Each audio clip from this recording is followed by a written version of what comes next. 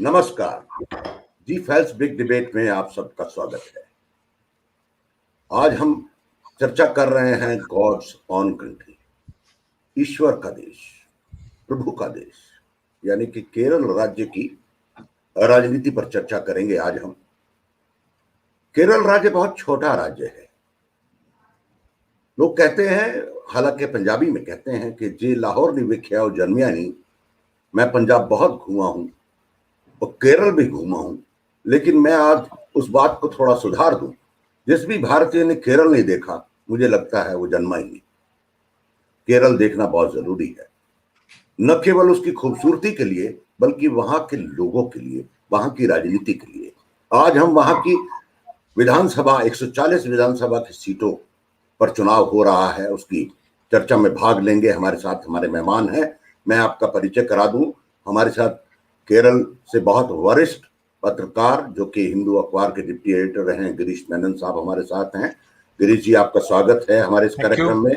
Thank you. और हमारे साथ प्रदीप सौरभ हैं, जो कि केरल का चुनाव कई बार कवर कर चुके हैं।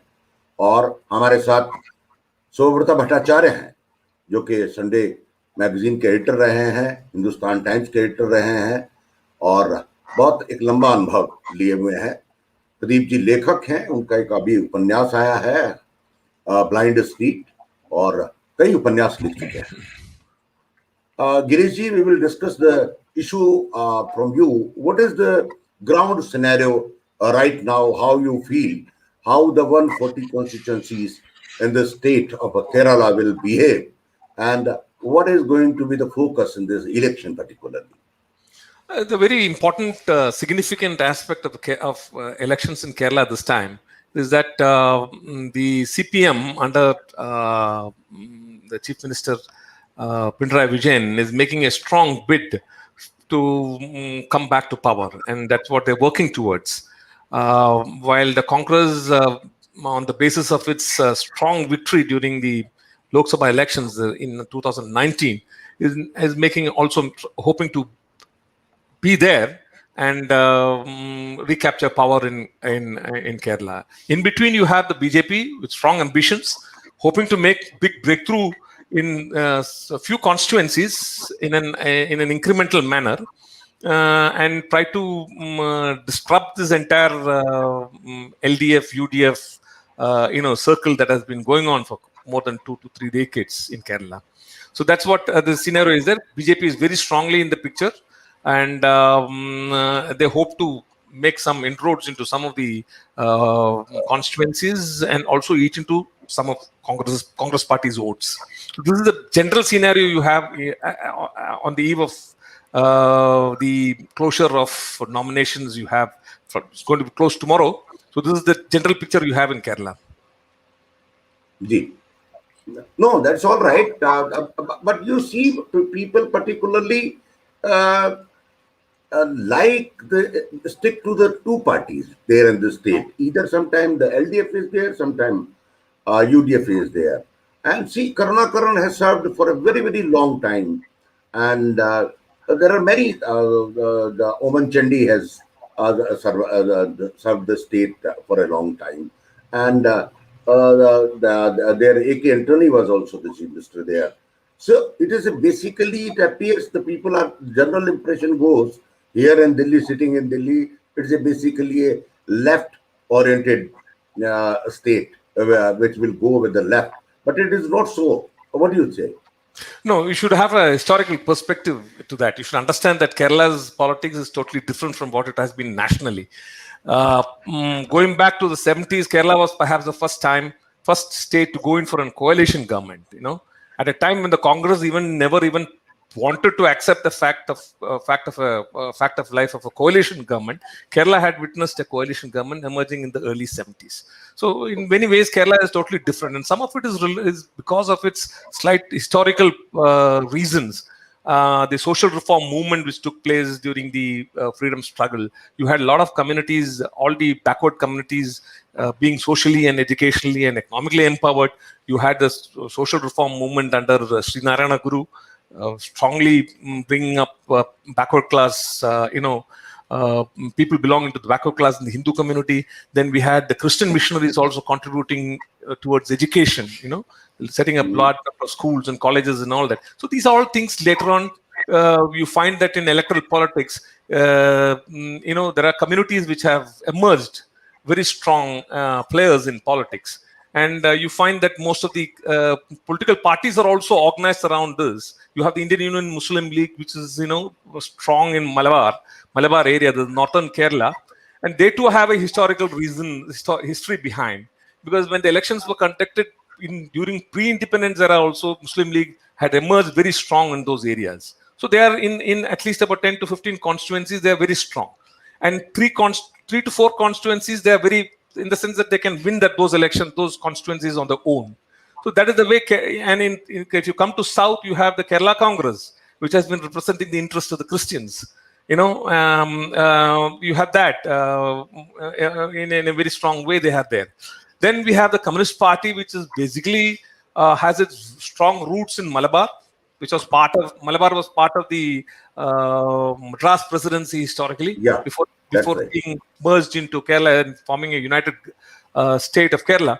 So Marxist Party, the CPM, the Communist Party of India, which was known at that time, had very strong roots in the freedom movement, and they had in the agrarian movement.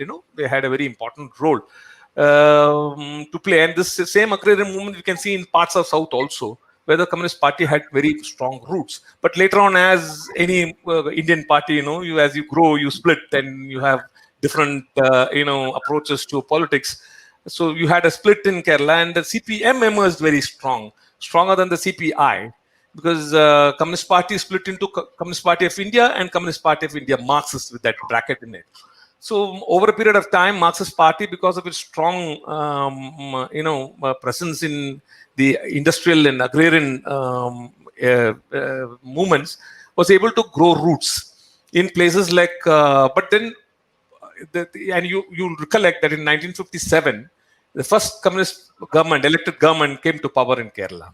So everyone knows about it, and everyone knows the history about it. But as they started ruling, they found out that it was very difficult to just run that government on a purely communist ideological lines. So somewhere down the line, where they started reforming the education sector and try to bring some agrarian reforms and all that, all these lobbies, you have the various communities all started objecting to it, coming up, and there was a huge movement called the Second Liberation Movement, which took place in the 1958 period. Ultimately, the government fell and it was dismissed by the intervention of Pandit Jawaharlal Nehru, and those are all history. But what I'm trying to cut that short, what I'm trying to say is that is when the communal phase of Kerala started emerging, where strong lobbies, Christian lobbies, similarly the Muslim community also. But at that time, the problem was that Congress Party would never accept the Muslim League. So a coalition didn't really emerge at that time. It took almost a decade before a coalition emerged against the Marxists, against the communist movement, And that happened in 1967 when the Communist Party, with the CPM, the Marxist Party, went in for an alliance with the Muslim League, breaking all their ideological, and that started the entire movement. Then suddenly, parties like Muslim League and Kerala Congress, representing Christian and Muslim interests, became touchable. These are all untouchable, parties at that time. And there was a very interesting quote in the name of Jawaharlal Nehru, when the Congress Party wanted to strike an alliance with the Muslim League in the early 60s. Jawaharlal Nehru is reported to have said that the Muslim League is a dead horse. So you have that background, So you should go. I think one should examine this in this historical perspective to understand why politics has emerged the way it has in Kerala. Then further coming down to the 70s, you had the Marxist Party coming up in a big way, and the Congress trying to regroup itself. And under Karunakaran, there's this first anti-Marxist plank was formed. That's how the League came in on board. And basically, looking at it from a different perspective, this could be called that what the Marxists say is a communal combination. So it was a fight between communal interests with the Marxist interests. So this type of fight was going on. And later on, we had the emergency and all that is history. I don't want to go into that. But coming further down to 1980s, the UDF and the LDF, there was further repolarization of forces. And then you had the UDF that we see right now and the LDF that we see right now, with some minor changes in parties decided that side. But fundamentally, right. the Congress on one side and the Marxist Party on the other side, leading to coalitions. Yeah. So this historical perspective is very much important to understand. And there was absolutely no kind of no other party there, and any party which wanted to emerge on its own was not possible, because all these are all communally organized parties. You have the Kerala Congress, and Kerala Congress itself got split into various denominations representing various Christian denominations. You know, on that point we will come, Girish. Now Ashok Alex Luke has joined, who is the assistant professor in Kottayam University Political Science Department. Ashok, you are welcome here.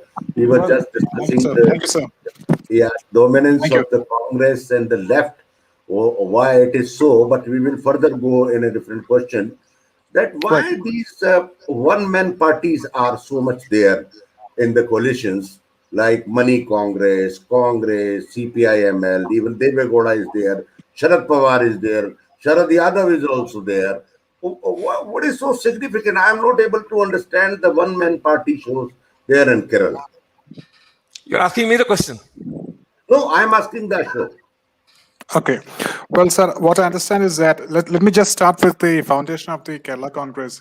It was founded in the year 1964, from a split from the Congress party. And predominantly, it is in a Christian, it was founded by the NSS, leader called Mannat Padmanabhan.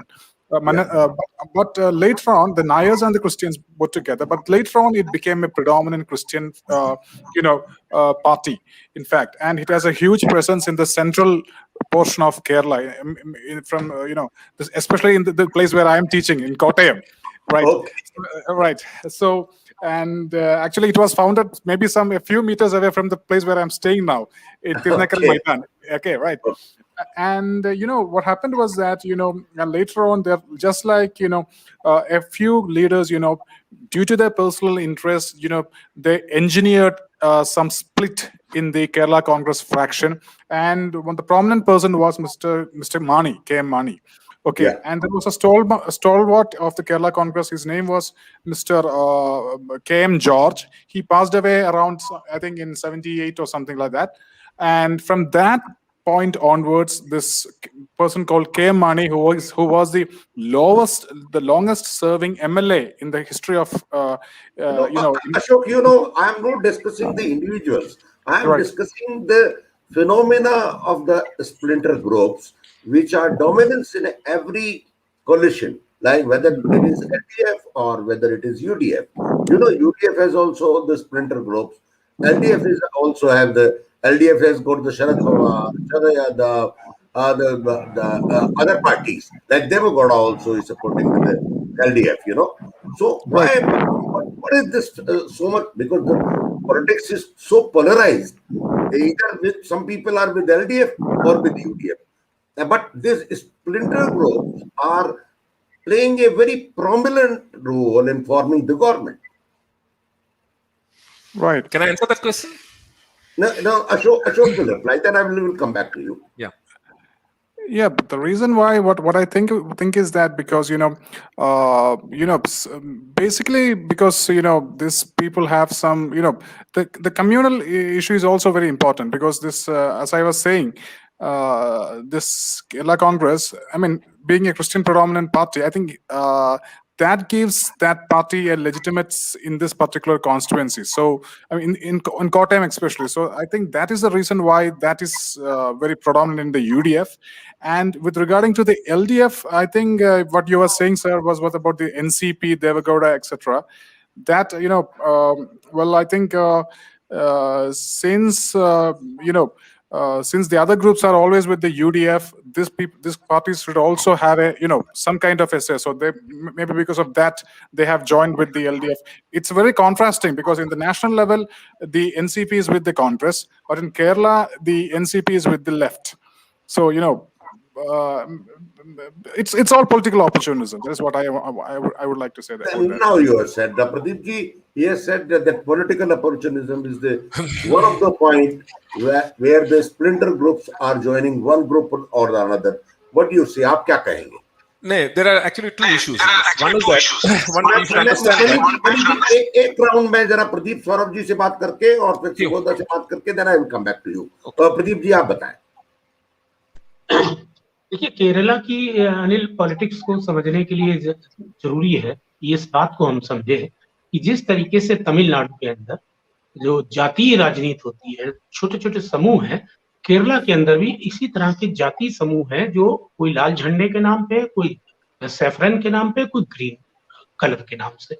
और चूंकि वहां पर बहुत सारे movement हुए हैं, social reform के movement, और उनके बड़े बड़े ग्रुप्स भी बने हैं। और वो बाकायदे जिस तरह से चर्च, मैं जब कोट्टयम में था तो वो चर्च बाकायदे उस फतवा जारी करते हैं, वो इंटरनल जिस तरह से मिजोरम में चर्च का रोल होता है। इसलिए केरल के अंदर भी बेशक केरला कांग्रेस है, जो जहाँ केरला कांग्रेस एक्टिव नहीं है वहां पर ये फतवा काम करता है। ठीक वैसे ही जैसे मुस्लिम लीग है, मुस्लिम लीग पूरे हिंदुस्तान में सिर्फ केरला में बची है। और आपको याद भी होगा कि वहां से 2 मेंबर ऑफ पार्लियामेंट भी चुने जाते थे और वो काफी उनका टेंस मामला है। तो ये जो जातीय समूह है इनको समझने की जरूरत है। इसमें ओबीसी का भी बड़ा रोल है, क्योंकि जो अभी गिरीश कह रहे थे ना कि इंडस्ट्रियलाइजेशन और एग्रियन लेबर्स के अंदर जो सीपीएम ने घुसपैठ हुई, लेकिन एक बड़ी दिलचस्प बात है, इसमें बहुत बड़ा बदलाव भी आया है कि जो रबर प्लांटेशन था या जो इंडस्ट्रियलाइजेशन में जो यूनियंस बना के सीपीएम ने बनाया था, अब इस समय वहां पर बहुत सारे प्रवासी मजदूर, बिहार और उत्तर प्रदेश के हजारों की संख्या में प्रवासी मजदूर वहां पर हैं। और मुझे याद है, मैंने इस बात को देखा भी था कि ड्यूरिंग द लॉकडाउन वहां पर केरल सरकार ने उनके मनपसंद का भोजन उनको उपलब्ध कराया था। और वहां नारा भी लग रहा है, इस नए वोटर को आकर्षित करने के लिए वहां नारा भी लग रहा है। और इस नए वोटर को भारतीय जनता पार्टी भी ट्रैक करना चाहती है। अब आप एक सवाल ये पूछ रहे थे कि एलडीएफ और यूडीएफ के अलावा वहां तीसरा विकल्प क्यों नहीं होता है। तो मैं ये कहना चाहूंगा कि भारतीय जनता पार्टी जो उसका मदर संगठन है, राष्ट्रीय स्वयंसेवक संघ, ये बहुत इंपॉर्टेंट तथ्य है कि राष्ट्रीय स्वयंसेवक संघ की शाखा की संख्या केरला में सब देश की सबसे बड़ी संख्या है, नंबर ऑफ जो शाखाएं हैं। लेकिन जब मैंने इसको खोजने की कोशिश की कि इतनी शाखाएं कैसे है, ये आरएसएस के समर्थक लोग कहाँ से आते हैं, तो वहाँ शाखाएं इस तरह से लगती है, मालूम बड़ा परिवार का मुखिया संघ में शामिल हो गया तो पूरा परिवार जो है वो शाखा लगाता है अपने आसपास। तो उस तरह से जैसे उत्तर भारत में हम देखते हैं या दूसरी जगह देखते हैं, तो संघ में विभिन्न अलग अलग परिवारों से अलग अलग तरह से उसमें, लेकिन संगठन और कई बार आरएसएस भारतीय जनता पार्टी को विधानसभा चुनाव में हर सीट पे चुनाव लड़ा चुका है, लेकिन वो जमानत बचाने लायक भी मत नहीं प्राप्त करते हैं। चूंकि जो मैंने कहा ना कि कास्ट पोलराइजेशन और बीजेपी का वहां नहीं चलता है, इसीलिए मैं कहता हूं कि ये ईश्वर का देश तो है, लेकिन यहाँ राम नाम नहीं चलता।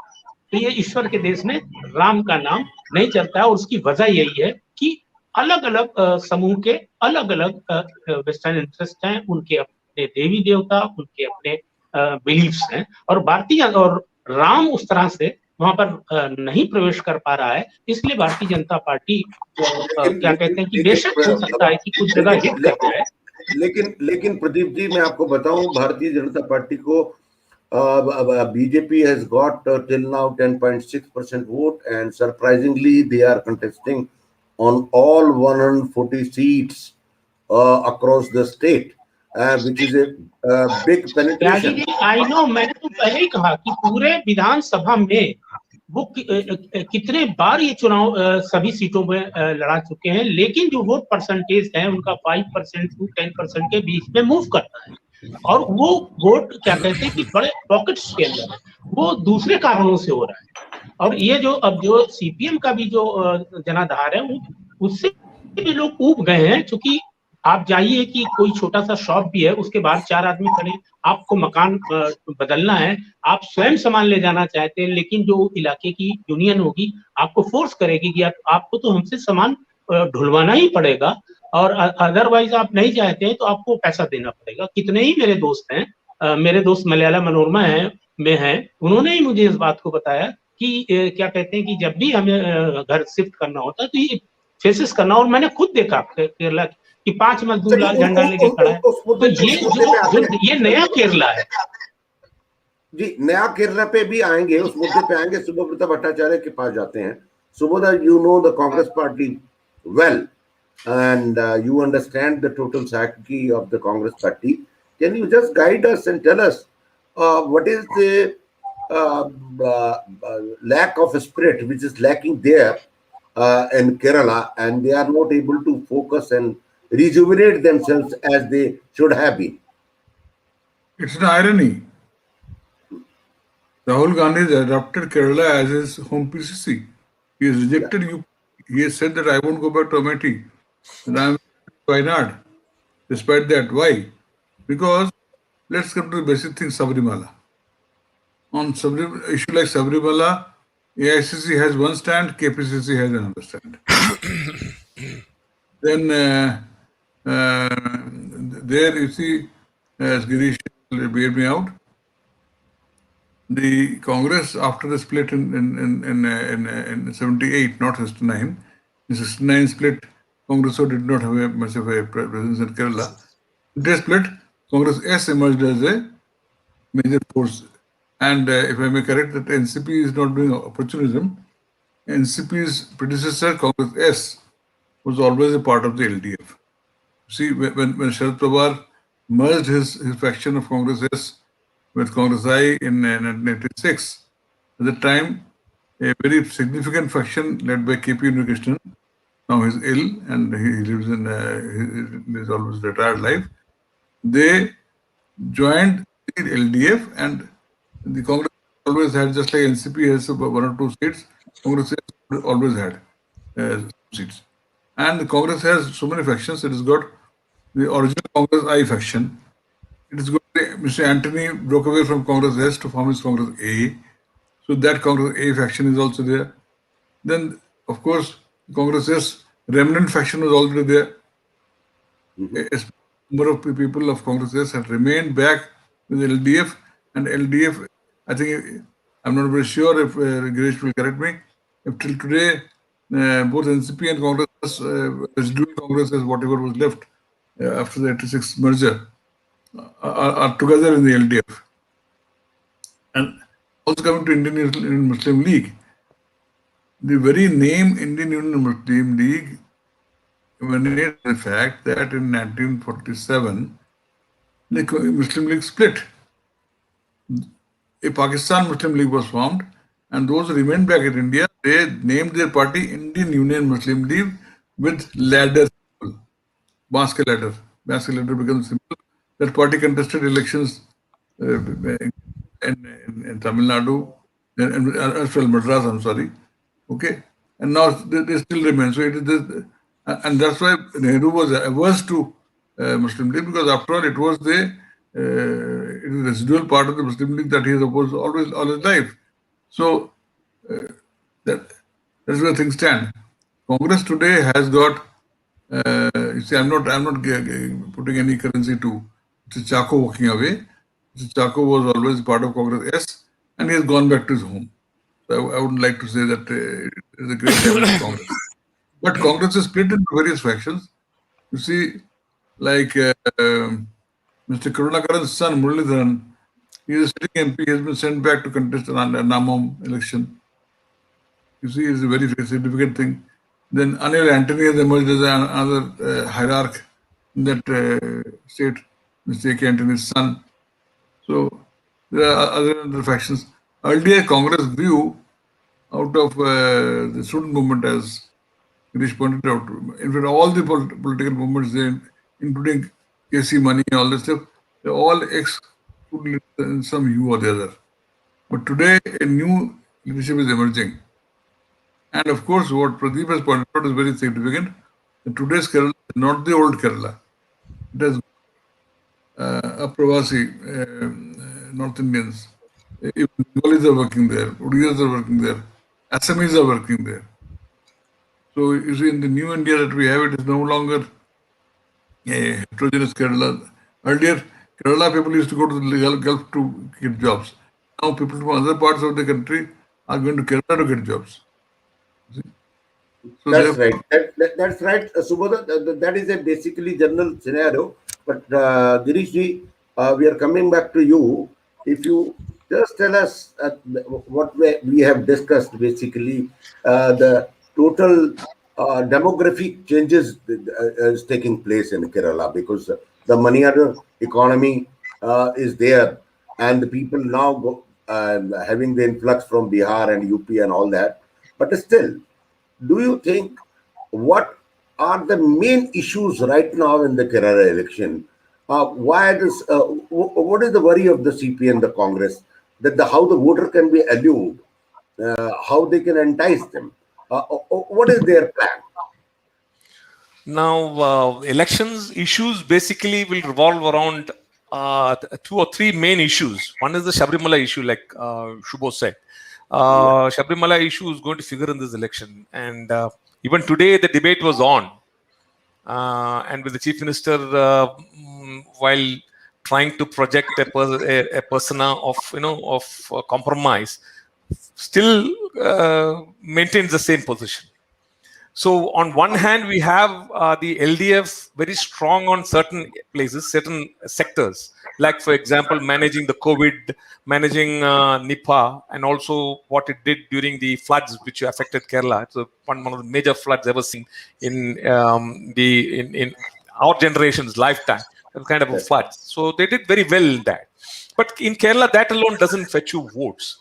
In Kerala, and I always quote the late Mr. Karnakaran, who used to always say that in Kerala, election doesn't take place. In Kerala, it is a political management which takes place. It all depends on how you manage various communities' interests and how you take them forward, how you bring them on an electoral mode, electoral platform, and then manage them and ensure that you get a victory. Now, this kind of political management can be seen currently. The only difference is that who is going to be better at that. That is what is going to happen, I think. Now, CPM, if you look at CPM, it has changed a lot. It is not the old dogmatic party that it was, finding it difficult to make alliances. Today, it is not like that. It has been very comfortably been able to strike an alliance with Kerala Congress M, which is actually the party which was headed by the late K.M. Mani. And you find that in the local body elections, this kind of alliance worked out very well. And now they have gone in for a formal alliance. And so that thing is there. So what happens is that in this type of rearrangement that is taking place within coalitions, there could be some ups and downs. So you are saying that basically the election issues are not there. It is the management and the manipulations of the caste and the communities and the districts that will play a vital role. That is there. And in BJP, I personally feel that BJP will find it very difficult to make an inroad because it has got problems with that. It has got problems with. Will the Subhabrata will not make any impact, and the Subhabrata movement was there. Subhabrata movement will not bring BJP any benefit, like it happened in the case of the Lok Sabha elections, where you had the majority community and the minority community voting very strongly for the Congress. Never in the history of Kerala has a parliament election witnessed such strong verdict. And except for two candidates, after the 19 seats that the UDF won, only two candidates got below 50,000. And almost 8 candidates got more than 1 lakh votes, with Rahul Gandhi polling more than 4 lakh votes. So this kind of political tectonic movement has taken place in Kerala, where Subhabrata issue is even today a major issue. And you find that the BJP is finding it very difficult to navigate that. And I would like to point out one cardinal difference between the RSS view towards the entry of women in Sabrimala, and the BJP's view in Kerala on the same issue. The RSS basically wants everyone to go to the temple, irrespective of their gender. It's a stand of the RSS nationally, So this dichotomy is there that the BJP has to live with. But the state leadership, because of politics, because of the political, attempts to survive politically, they have taken a position saying that the tradition should be maintained. Now, what is the UDF stand? The UDF has taken a stand that this entire issue is not confined to Sabrimala alone. This issue is not confined to the entry of women to Sabrimala. This issue is related to maintaining traditions and customs. This will affect every faith. In Muslims also, among Muslims also, they have problems that women should not go to the mosque and all that. So the UDF has taken a very strong position stating that Sabrimala issue, the entry of women is not confined to Sabrimala. It is related to faith. It is related to tradition. It is related to customs. So you should not tamper with the customs, and you should leave to the respective communities to decide the customs. This is the model on which the UDF has evolved its policies. Now, what has the CPM been doing? CPM has taken a different stand, and that's what they did before the Supreme Court. They changed the affidavit. Earlier, the issue came up in the mid 90s, 2000. When this issue came up, the UDF at the time took a position that this is related to faith. So the entire issue should be interpreted under Constitution Article 25, which gives freedom to the concerned community to decide their beliefs. Now, when the LDF came to power under Pinarayi Vijayan, and not under Pinarayi Vijayan, earlier LDF government, they changed the stand. And again, Pinarayi Vijayan again took the stand that the entry of women is not related, is related to freedom of equality of sex. And this should be seen in the context of Article 19 of the Constitution.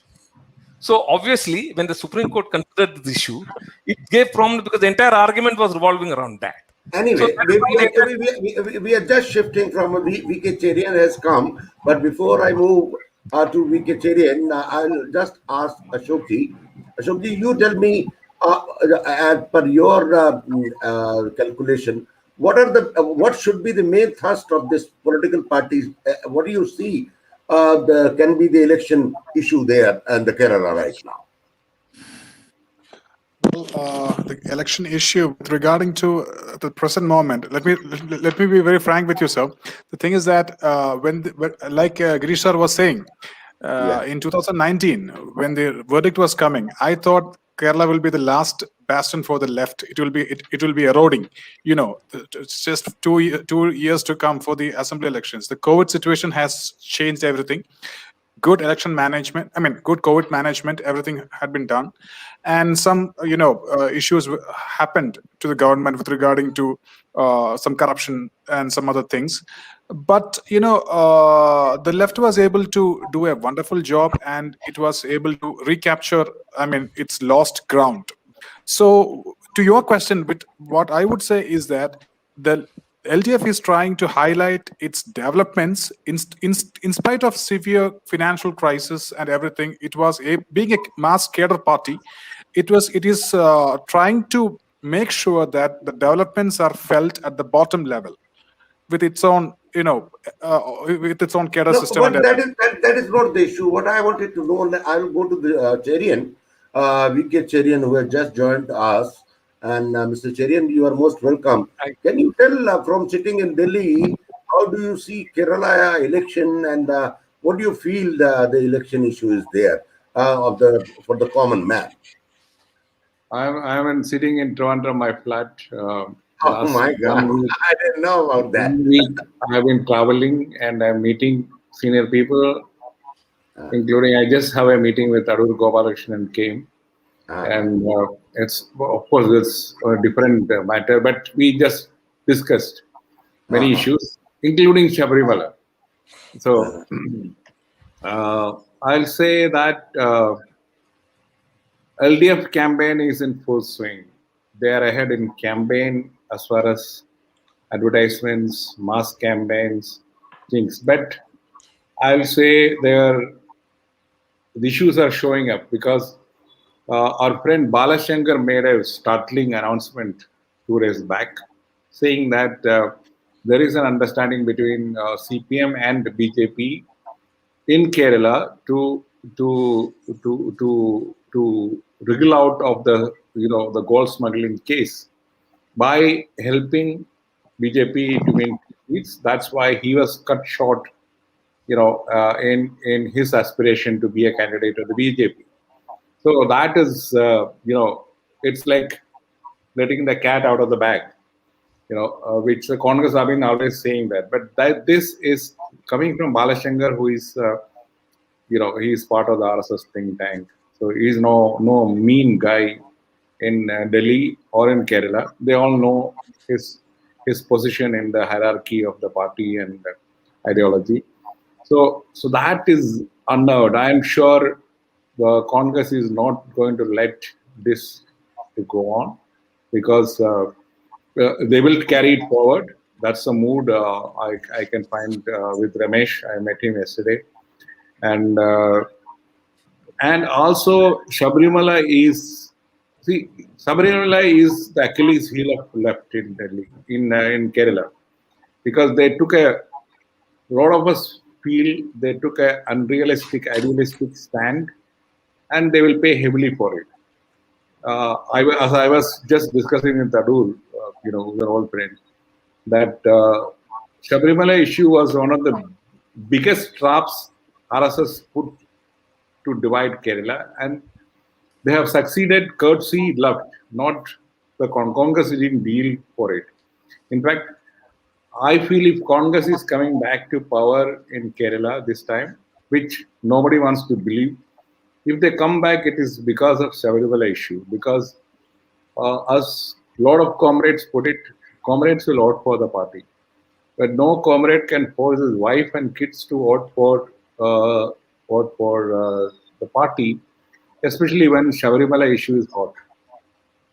And mind you, the biggest Hindu party in Kerala is not BJP or Congress; it is the CPM. If you go by the membership or the community membership of each party, so that is the issue which CPM is wriggling out. And adding fuel to fire is yesterday's interview with Asianet and today's interview with Madhurabhumi of Sitaram Yechury, saying that our position stands, which is that no woman must enter the Subhabrata shrine. The Kerala CPM, in the meanwhile, had taken a position that we will go by the consensus and tell the court what is the consensus. And I think that is the practical step to do, because as everybody felt, including, when I told Adu that, look, Shashi Tharoor wrote an article about this issue. I think he was the only sane voice among the whole communally charged atmosphere in those days. He said that, look, courts have gone mixed up issues, because this is an issue not of women's equality. It's an issue of a particular sect of people believing certain customs. So he took a parallel and said, Western democracies, Catholics exist, Catholic nuns exist. No court has said that the nuns must be made priests and they must be given equal rights. So, which means he is trying to say that, look, this is an internal matter of a community. If the courts have interfered or somebody has forced the courts to interfere, it is up to the executive to, strike a balance and, find a amicable solution and tell the courts that, look, this is not what the people in general wants.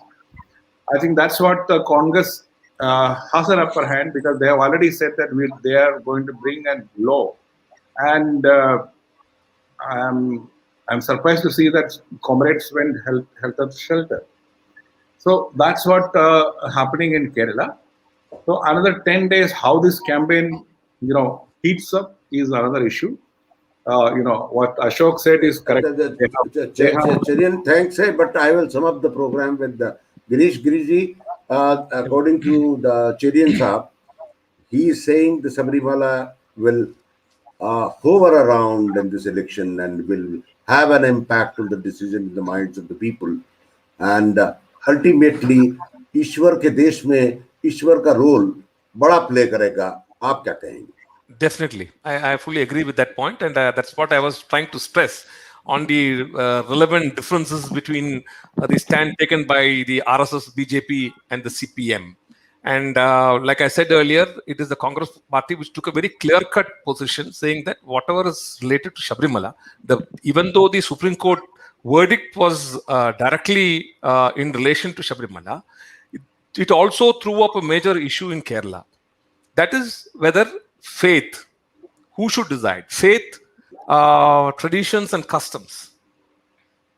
So that is the position that they took, So that is why they found this appeal across communities, across religions, and that was seen in the Lok Sabha elections, where the Lok Sabha election was won by the Congress, not just by minority votes that it traditionally got.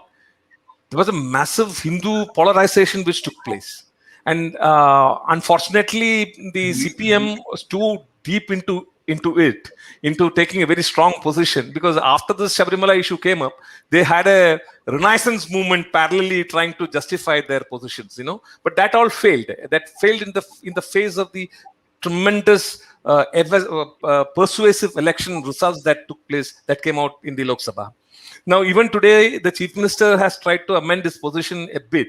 But fundamentally, the party will have to answer what stand it is going to take before the Supreme Court, which is now considering a review petition on the Subhabrata, on the affidavit that they have filed before the case. Now, the Chief Minister, as the campaign picks up, he'll have to make his point very clear, whether he's going to withdraw this affidavit, which earlier when the court considered, the left government had presented that affidavit, and now now that the review petition is before the Supreme Court, whether they are going to change the affidavit and whether they can change that affidavit. That is also a very important matter which the party will have to consider. But it's not so easy to change an affidavit before the Supreme Court. Thank you, Girish ji.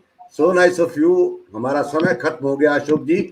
Next program में हम you say quickly. One sentence. So many of the critics, with regarding to Subhabrata, many critics have been saying that if it was a matter of a Muslim issue or a Christian issue, would the Chief Minister would have gone in such a hurry? So that is a question which many people ask. The present crisis between the two churches in Kerala, the Jacobite fraction and the Orthodox fraction. The Jacobite is traditionally with the left, the Orthodox is with the UDF, with the Congress.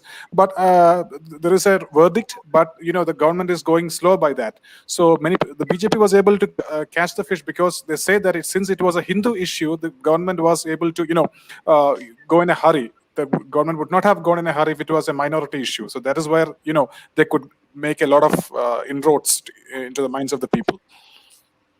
Thank you, Ashok ji. Thank you, Girish ji. Thank you, Cherian.